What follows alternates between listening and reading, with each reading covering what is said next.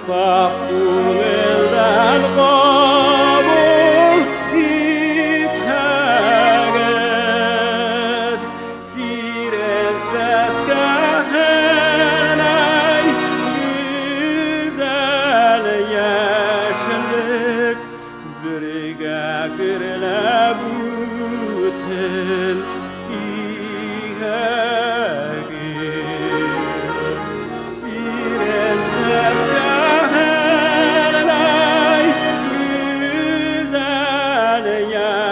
Yaşlık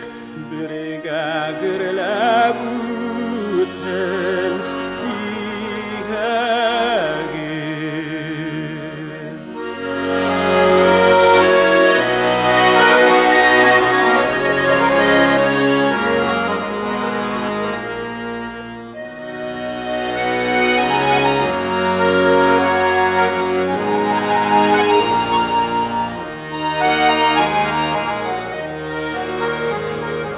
Zəngər kullarının tüfeğidir Siren seskelerin haylanım Dik böyle yaşlığıma din bularlık Hinalim adur Seske tapmalı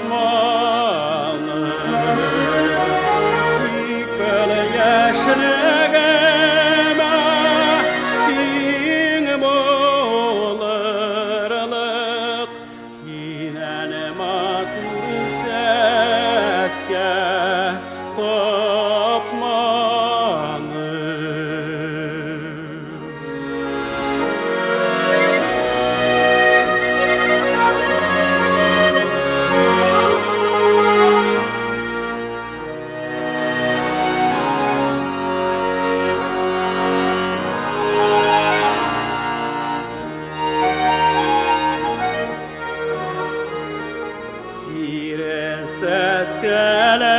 Seskelerin güle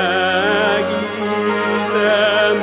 Saf күңелдән қабыл итәгәр Бедең данлы яшьлек гирләп үтер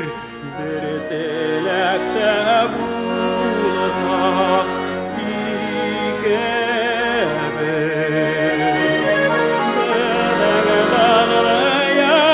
Yaşlık gürlep